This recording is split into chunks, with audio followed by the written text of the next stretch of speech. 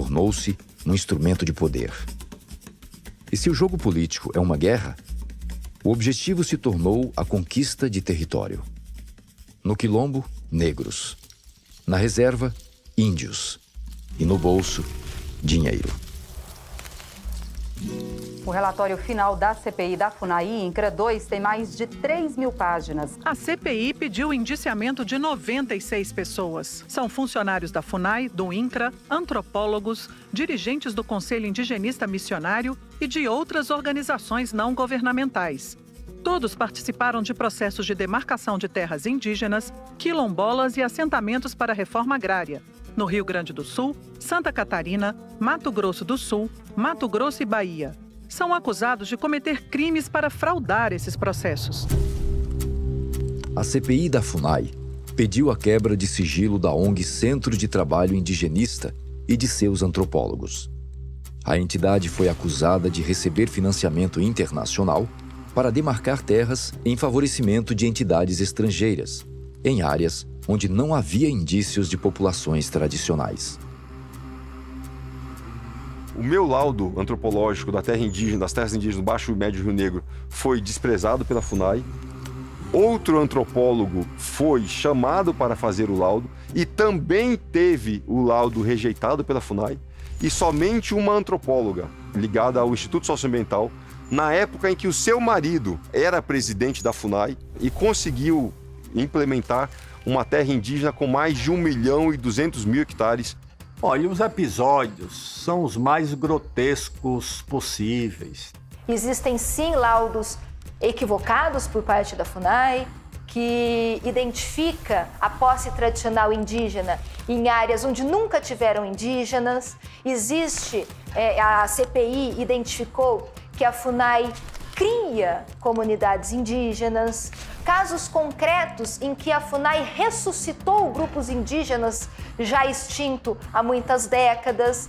Isso é uma coisa que foi levantada pela CPI da FUNAI. O relatório final da CPI da FUNAI do INCRA, que terminou em maio de 2017, tem mais de 3.800 páginas, que, infelizmente, o MPF não deu prosseguimento a nenhuma das investigações, até mesmo porque nada menos do que 16 promotores e procuradores do MPF foram acusados por estarem participando desse processo de manipulação das populações étnicas no Brasil. Centenas de moradores são coagidos a fazer cadastro na FUNAI como se fossem índios para engrossar invasões de terra no sul da Bahia. Enquanto o Ministério da Justiça não dá a palavra final, mais de 100 propriedades já foram invadidas por grupos armados liderados por caciques que se dizem índios Tupinambá.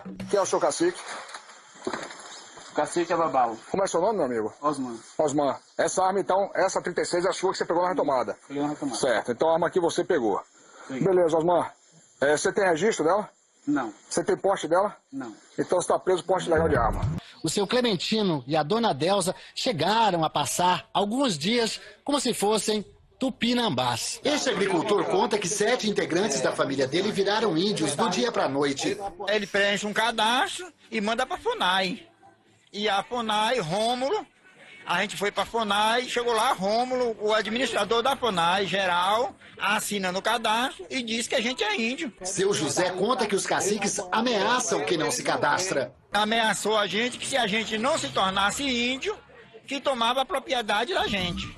Depois que o escândalo dos registros falsos veio à tona, mais de 300 pessoas procuraram voluntariamente a FUNAI para se descadastrar.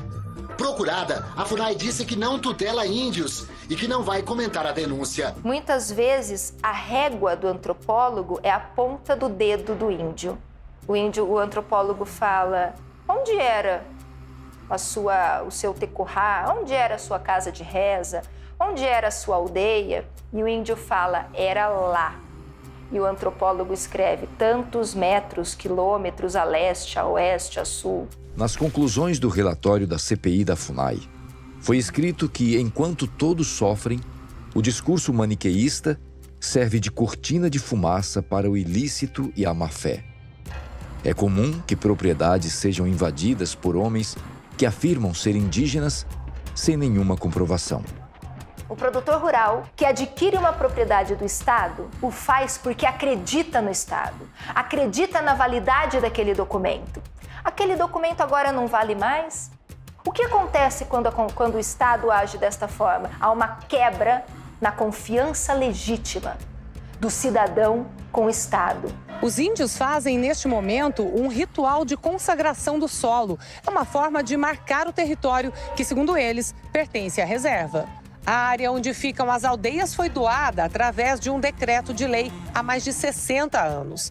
Mas os índios questionam a demarcação dessas terras e dizem que algumas propriedades da região são, na verdade, área deles. O dono da fazenda ocupada nesta terça-feira pelos índios disse que comprou as terras legalmente e que vai entrar na justiça. Hoje, a antropologia vem se pautando na tese do indigenato, de chegarmos à possibilidade de interpretar que todo o território nacional poderia ser considerado como terra indígena.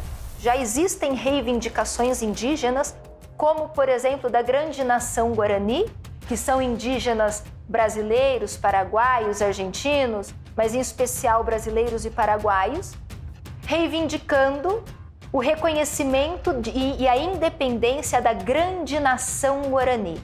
Seriam verdadeiras nações dentro do Brasil. A Articulação dos Povos Indígenas do Brasil enviou uma carta ao presidente Joe Biden solicitando que fosse estabelecido um canal direto de comunicação entre a Casa Branca e a ONG, sem passar pelo governo brasileiro. Nós vivemos diversos governos que faziam uma leitura dessa luta por terras a partir de invasões como se fossem legítimas. E é aí que entra a contribuição do governo, do Estado brasileiro, na legitimação do caos. Continuaremos tomando fazenda por fazenda, até concluir a autodemarcação do nosso território.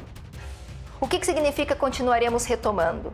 Significa vamos seguir invadindo. E, ao fim e ao cabo, o que acontece, de fato, com a demarcação de terras indígenas, é a estatização da propriedade privada.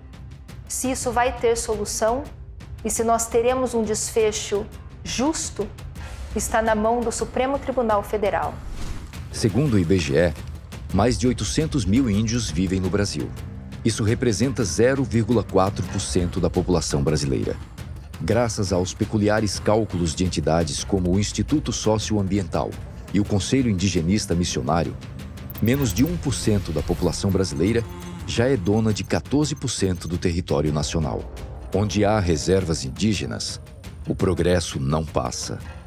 Sabia que o estado de Roraima ele é desligado da nossa rede nacional de energia elétrica? E que o estado de Roraima pode ter um apagão, porque não chega energia elétrica lá. Por quê?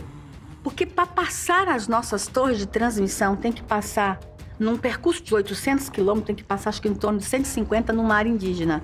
A energia elétrica não chega. Nós estamos deixando crianças morrer na UTI em Roraima, às vezes por falta de energia elétrica, porque o linhão não chega.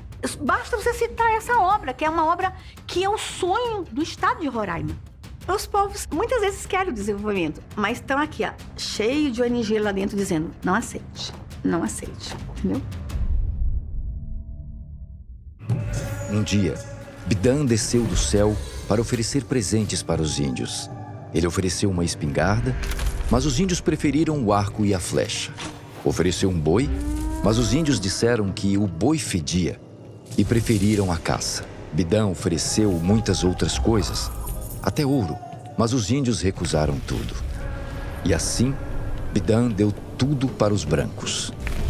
E agora, quando os nativos da tribo Xerente contam essa história para os mais novos, ela é entrecortada pelos lamentos dos ouvintes, que se queixam dos seus antepassados que não souberam escolher. Essa lenda nos mostra os índios se comportando como pessoas dotadas de ambição e desejo de progresso. Mas não é assim que os índios são representados no Brasil. Hoje, os índios são tutelados por antropólogos e burocratas que ditam o que eles podem ou não fazer. Nenhuma cultura é estática. Isso faz parte da história da humanidade. Como em todas as culturas, ela muda. Então a gente preserva coisas boas, mas a a gente pode mudar. Mas no Brasil a gente sentenciou que a cultura dos povos indígenas tinha que ficar parada no tempo e no espaço. Então a gente deixa o nosso índio no mato, o nosso índio sem alguns atendimentos, o nosso índio sem acesso a desenvolvimento, a tecnologia, a saúde, a educação, porque nós decidimos que temos que preservar a cultura dele. Nós decidimos que tem que ser assim, pelado no mato com uma pena na cabeça. Eles têm as mesmas possibilidades, sonhos, como qualquer outro brasileiro. É possível encontrar um equilíbrio. É possível saber quando o grupo indígena dá demonstrações de que quer conhecer quem está ao redor, quem quer saber quem são os outros, né? O indígena não deixa de ser índio porque busca melhores condições de vida. Precisa conhecer outras culturas para levar para a nossa aldeia e ter uma coisa melhor. Mas, seja qual for sua visão sobre isso, o índio tem dono: a antropologia. Um dos povos, ali próximo da Venezuela, da fronteira com a Venezuela, as crianças estavam com muito frio. E algumas crianças, inclusive à noite, por causa do frio, estavam tendo problema de pneumonia. Aí um grupo de pessoas que amam os índios descobriu que as crianças nessa aldeia estavam com frio e fez uma campanha de cobertores. E mandaram os cobertores para a área. Os cobertores chegaram, os servidores do governo na época, da FUNAI na época, decidiram que cobertor não é cultura daquele povo.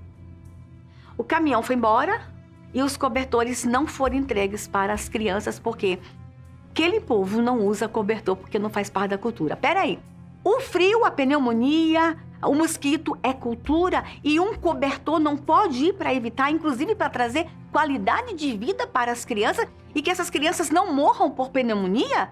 A questão de saúde mesmo é precária. Na saúde, na educação, é muito precária na comunidade. É complicado a gente viver dentro da comunidade fazendo tratamento de saúde. Tem aldeias que no passado a FUNAI não deixou eles terem nem panela. E eles queriam panela. Por quê? Porque panela não é cultura deles. E eles tinham que ficar com a panela de barro. E às vezes a panela de barro, quando tá lá no meio da fogueira, cozinhando a comida, ela quebra. Ela se abre. Mas a nossa panela não se abre. Eles descobriram que a nossa panela não se abre. Aí eles queriam panela. Aí os servidores da FUNAI diziam, não, panela não é sua cultura. Mas perder a comida na fogueira é cultura? Para que os índios continuem sendo usados pelos interesses financeiros e políticos, é necessário que se mantenham parados no tempo, sem voz ativa. Prisioneiros daquilo que Thomas Hobbes chamou de estado de natureza. Uma vida curta, brutal, em constante perigo de morte violenta, que não apenas condena um povo inteiro à miséria e ao perigo, como também permite a perpetuação das chamadas práticas culturais nocivas, costumes e rituais ancestrais que vão do canibalismo até a prática do infanticídio. Quando nasce uma criança com deficiência física ou mental, eles sacrificam esta criança. A avó olha as mãos, os olhos, o nariz, tudo, olha tudinho. Se tiver algum probleminha, aí já é descartado ou enterrado. O filho de mãe solteira, qual é a lógica? Uma menina de 13 anos que engravida, não está casada ainda, não tem o homem que cuida dela. Quem vai plantar para aquele menino? Quem vai caçar para aquele menino? Então essa criança acaba sendo um problema.